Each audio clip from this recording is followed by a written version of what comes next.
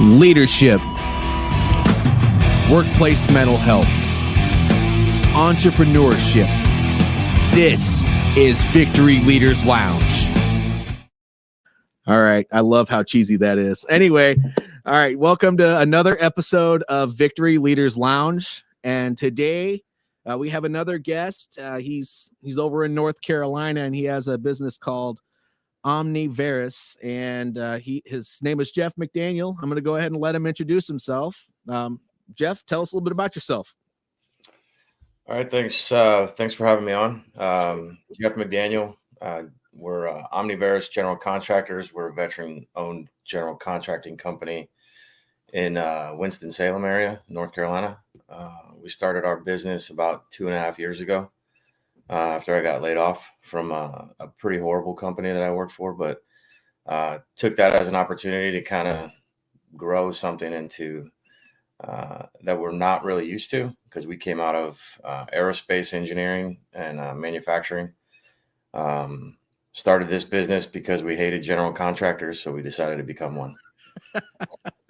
That's awesome. And you are a veteran. Which branch of the service did you serve in, and what's your background there?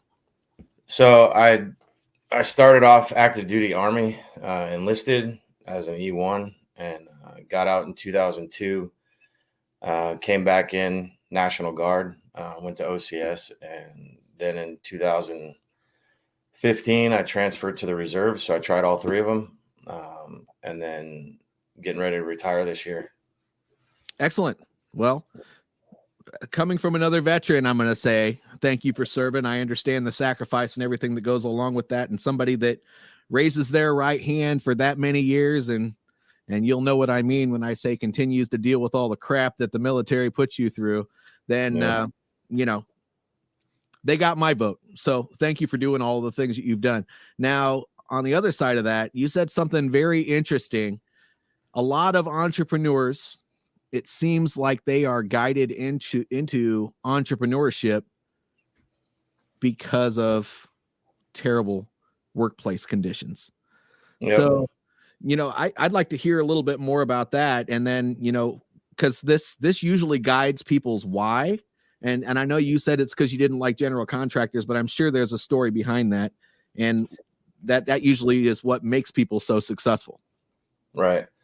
Yeah. For me, it was, I worked for in the aerospace industry. It was fine. I had a really good experience there. I worked there 15 years while serving in the Guard and the reserves. But then after my last deployment, came home in 2020 and decided to move down to North Carolina, and worked for an automotive company. It was probably by far the worst company I've ever worked for in my life. Just safety issues, leadership changeovers. It was constant, just constantly in a state of chaos, and there was really no direction. Then the company got bought out.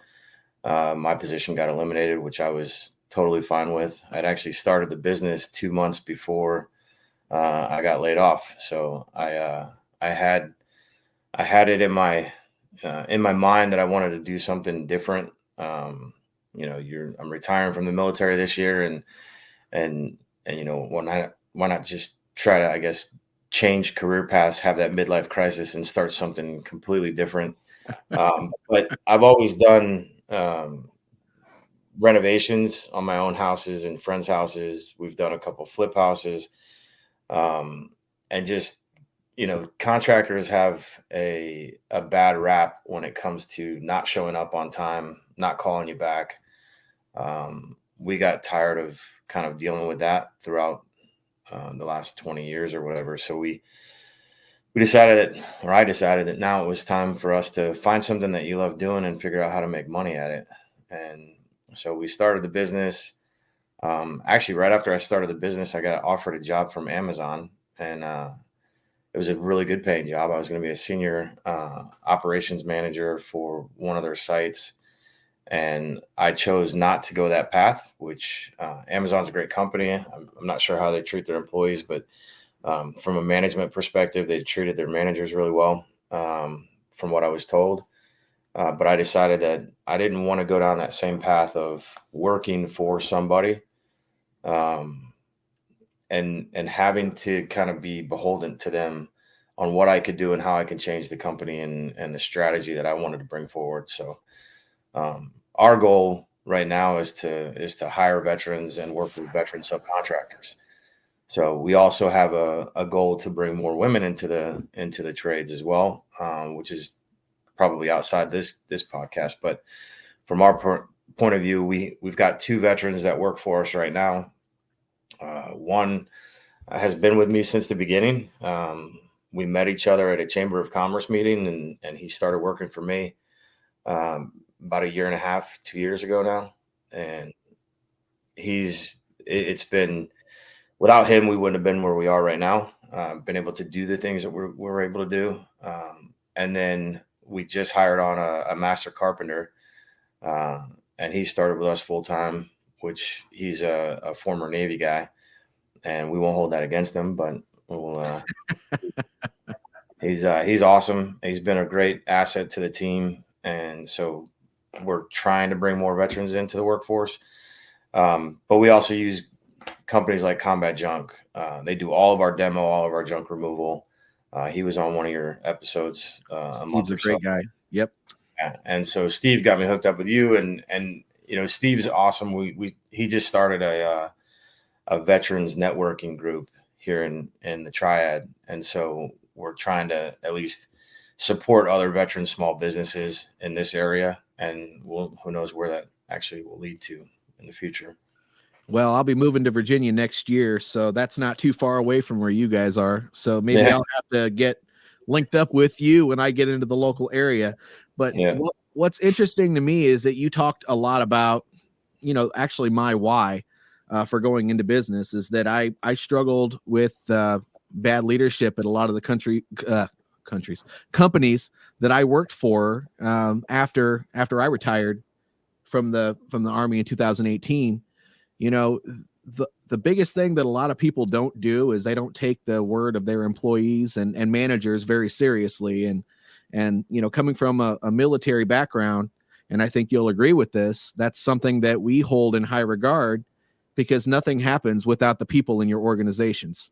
Right. So when you told me that was kind of the reason that you were starting your company even before you got laid off from that automotive job, it really resonated with me because that's kind of the same thing that happened. I was in a transportation logistics position in my last company, and there were some things that happened there that I'm not going to put on blast specifically, but I helped them do some things, and then they gave a position that I was potentially promised to somebody else because they didn't want to hire from within. And so I ended up going out on my own and starting my own business in leadership because I want to show these civilian companies how that can be beneficial. So you started your own, and so did I. But my purpose for starting my own was to kind of knock these guys over the head and say, "Hey, serve your people, and they'll serve you back."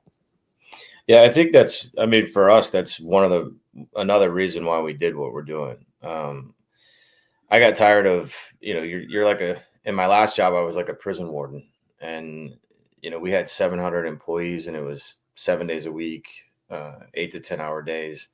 And you were forcing these people to come into work and barely paying them over minimum wage. And oh my gosh, it's like, why would you want to live your life and work 7 days a week for a company? And why would a company even think that would be right for them to treat people like that? And then, they don't show up to work and they get points, and it's a Saturday. It might be their kid's birthday, or somebody in their family passed away, or whatever it might be.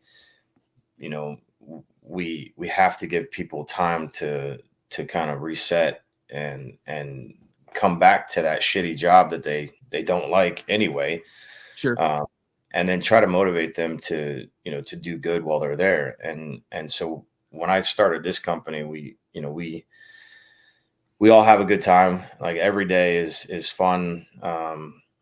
It's stressful. You're in somebody's house and you're doing renovations, or you're on some commercial job. And you've got tenants in the building that are trying to get to work, and, you've got owners and that kind of thing that are, stressing you out a little bit because, maybe the place isn't as clean as it needs to be, or this person might be doing something in the wrong area, or whatever it might be. But it's still, at the end of the day, we one thing I learned in the military from one of my awesome leaders was, you always reward in public and you discipline in private. And so that's kind of how we run our business. My employees don't work for me. They work with me. They're our teammates, and without them, we're not successful. And I think more businesses should be that way. And then we also, one of the things that we're trying to do right now is, as we bring people on and we start to train them, even if they have no training at all, we want to bring them in, train them in the trades, and then grow them to the point where they can go out and be on their own and start their own business and create more small businesses. So that way we keep that small business and veteran small businesses kind of growing in the U.S. And we never hold anybody to, hey, you have to stay with us at all times. But we always tell them, like, look, we're gonna take care of you and then try to train you and push you out. Well, so what you said something very interesting earlier on, and that was that, you were upset with the idea that contractors had this reputation of not being on time and all of those things. But I'm sure there's so much more that you are doing. And by the way, if you're training people to do the same thing, I'd like to find out especially in your area, and please spell that out, what area you're in North Carolina. But, I'd like to know what you're doing differently and what you're training these people doing that makes them kind of set apart from the rest of the contractor workforce. So the area that we're in right now is the Triad. It's basically Winston-Salem, Greensboro, High Point, that area. We also have, we're going to start opening operations in the Triangle, which is Raleigh, Durham, and Chapel Hill, probably in the next 12 to 24 months. And we want to kind of expand out into different parts of North Carolina, so we're not just held to the Triad. And really, from there, general contractors have a tendency to, what we've seen, we've gone into job sites where a general contractor was either let go from the client or just stop showing up, just stop showing up at all. But they've taken money from the clients, and now the clients have a half-done job, or now they're asking us to come in and fix it. And the problem with that is that you end up having to take it apart to put it back together, right? Mm-hmm. And you've got these contractors and flippers too. Flippers are probably the worst, because when they're flipping a house, they're buying it for $60,000, putting $20,000 into it, and then selling it for $175,000, which is a great profit. But we look at it as you're putting that family that buys that house at risk for safety issues in that house and financial burden on that young family who's trying to move into a small house, first time buyers or whatever.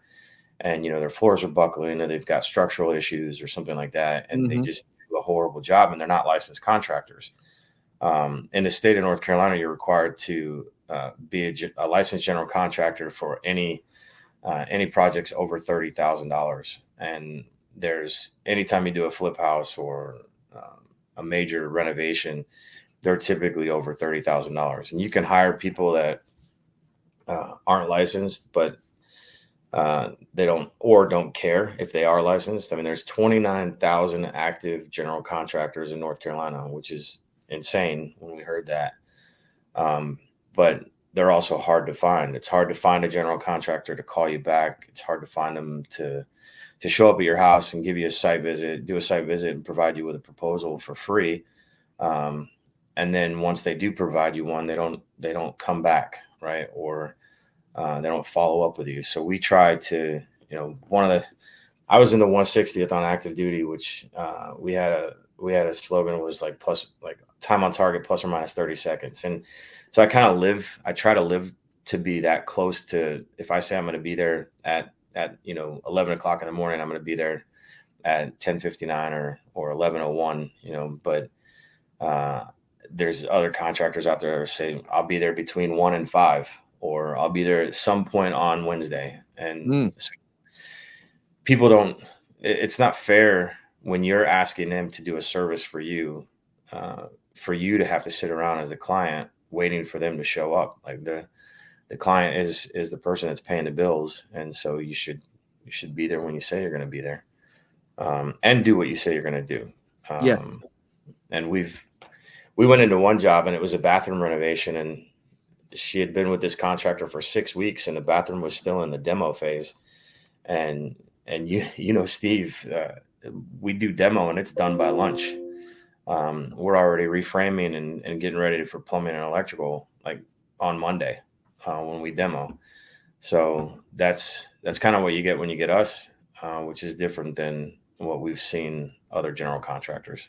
And so you also train these other people on these same principles and values that you hold to be true, and how you practice in your contracting business. So when they go out and start their own companies, man, that's awesome.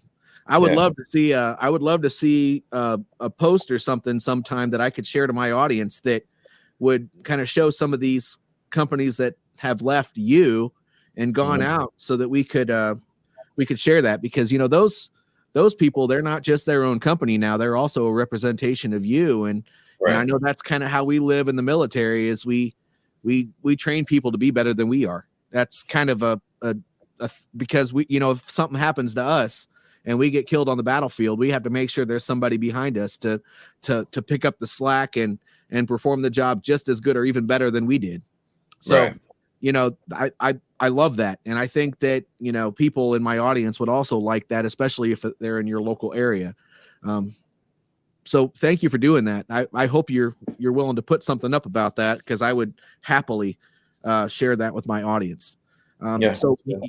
Jeff mentioned that he was in the 160th. So that's a special operations aviation regiment. And they have different areas. I worked with them when I was stationed up at Fort Lewis, JBLM as it were. And so the thing that you have to know about that is that, the special operators, they have a different set of values and timeliness when it comes to getting things done than even the rest of the active duty force. Part of that is they have all the money backing to make sure all that stuff can happen. But the other part is the stuff that they're doing is extremely important. So the values that Jeff has, I guarantee they are on point with how that goes, and being able to respond quickly is extremely important. So I'm sure that's a value that he also has. Just wanted to put a plug in, because you said 160th, but for the average person, they don't exactly know what that is. Right. So great. I like the values that you have in your company, and the leadership that you're showing. I'm sure it's 10 times better. And I have to highlight something that I'm sure it's Michael again, but he put a couple comments up here. He said, "Your word is your bond, especially in the service. Thank you for serving. My brother-in-law was in the Navy. Well, thank you for valuing what we do, buddy." And then he put this one up there. If you discipline in public, the respect your people have for you will fail fast. And that was, I have a feeling that was based on the comment that you made earlier on how you take care of business with your people. How important is that? It's not just discipline that you do in private. Any important conversation that you have with an employee, and I know you probably have this value too, you pull them away from everybody else and make sure you give them the time and attention that conversation deserves. And I'd like to hear more about what you have to say about that, because it seems like difficult conversations and communication is one thing that in my business I've noticed that the entire workforce struggles with. Yeah, I mean, for me at least, I spend a lot of time with my guys and girls. Like we spend a lot of time, doing some pretty tough work, and it's not the easiest work to do, and you just have to remember that they have families as well, right? They have families obligations. You never know what's going on behind their closed doors, and a lot of the times I end up knowing way more about my employees or my teammates than most of my managers ever tried to learn about me or anybody on my team. and I learned a lot of how I wanted to be, or how I wanted to lead an organization by the bad leaders that I had in my life. I learned more from them than I learned from the good leaders. I learned from the good leaders of what I want to emulate, but then I learned from the bad leaders, and there was a lot of them, that this is what I don't want to be.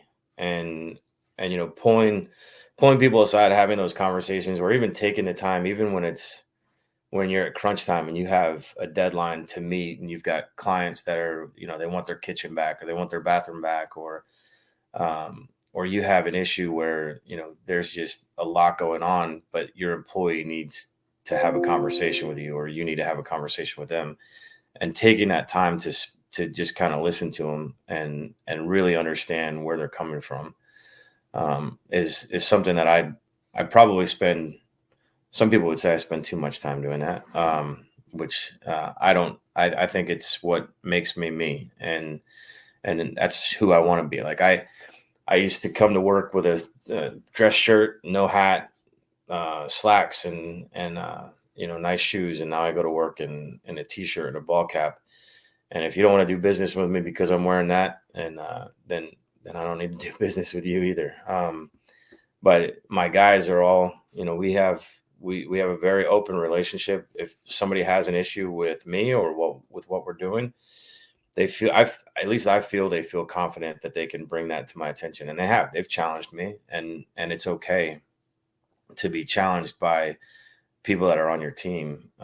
If you get offended by it, then you got to kind of look at yourself in the mirror and say, am I doing the best that I can do as a leader to make sure that I'm listening to my employees or my teammates, and doing the right thing, and kind of growing that team. And you end up having a very loyal, for us, we have a very loyal subcontractor base, and we have very loyal teammates too. So, the trim carpenter, or the master carpenter that we just hired, owned his own carpentry business. And we've been working together for the last 2 years. And he said, I want to come and be on your team. I want to be on the Omnibears team. And he shut his business down to come work for us, because Wow. he sees the value in what we're trying to build here. And he wants to be part of that leadership growth, and the financial growth as well, of course. But he wants to be part of a team that, is forward thinking, and is looking into, taking this small construction company that does kitchens and baths and small commercial, and turning it into a multi-million-dollar business. And that's our ultimate goal. Like we have sometimes our goals, or my goals, my team would say, are a little too high, but why not? We want to be $100 million business in 10 years. Who says we can't? So I agree. It's a land of opportunity.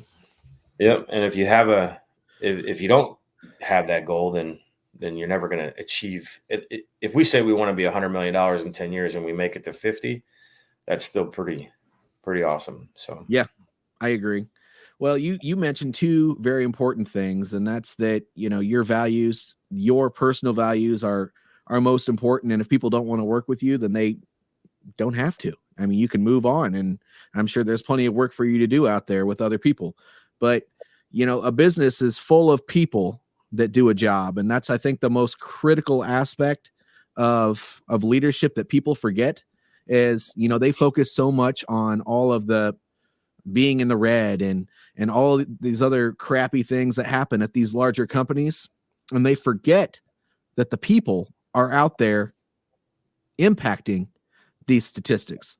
mm-hmm. And when you forget about that really takes your leadership down a very steep hill. And that's the difference between a manager and a leader, is the person that cares more about the people and understands that serving them and their needs is going to help the overall mission get done, and it'll probably get done more efficient, and they're going to be willing to do anything that it takes to get the job done a lot more, because they care about the leader that's asking them to do the work.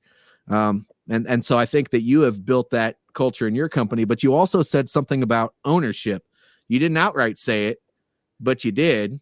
When you're having a conversation with somebody, and you get offended, you have the emotional intelligence to take a step back, think about it, and say, well, what did I potentially do wrong to make Joe Snuffy say this about me, or say what they said to me or to that other person?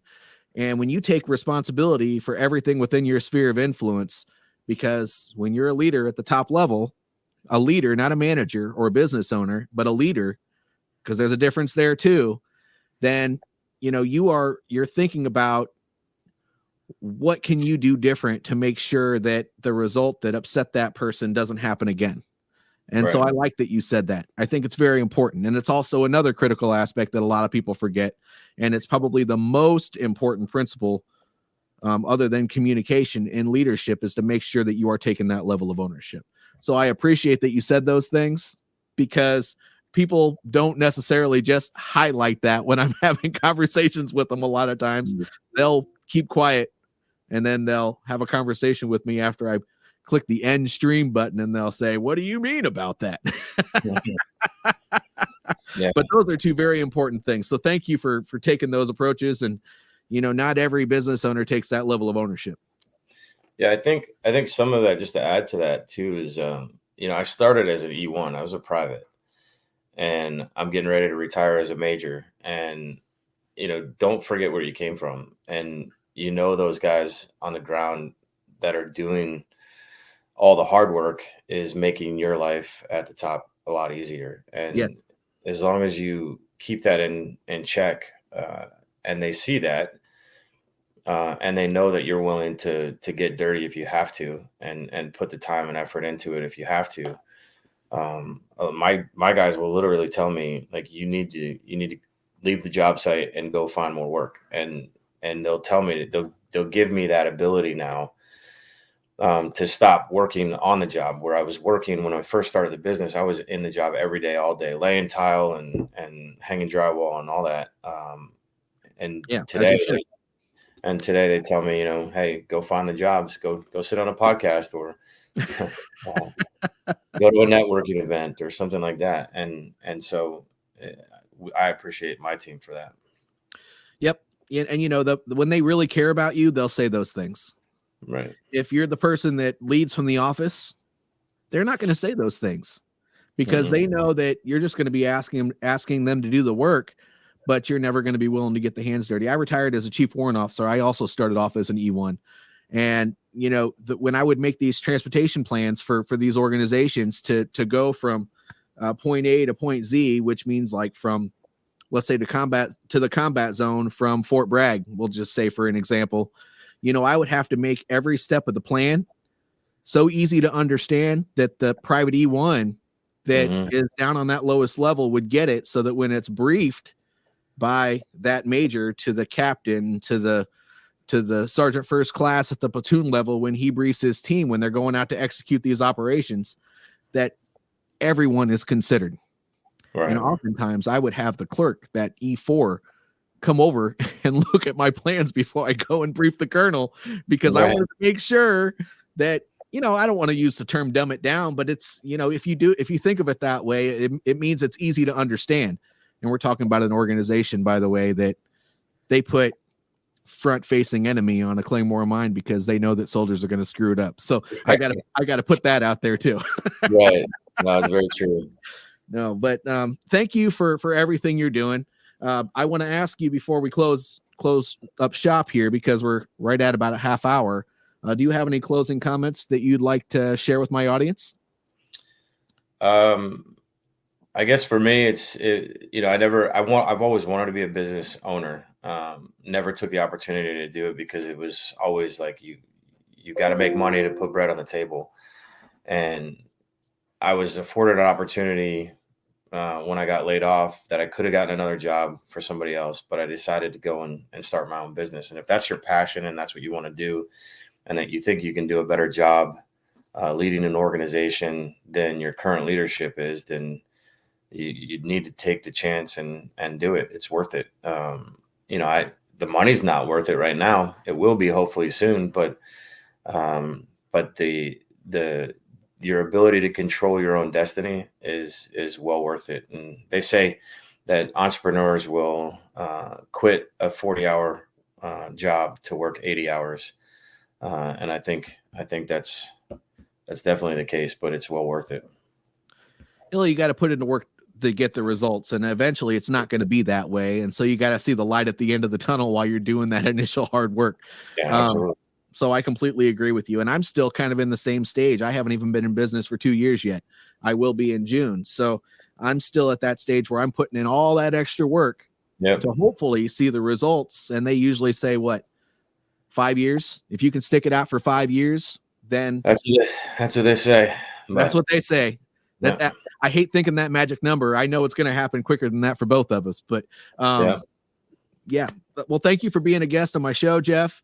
Thanks for having me. If you stick around for a second, I'd like to just chat with you for a couple of minutes after I click end stream.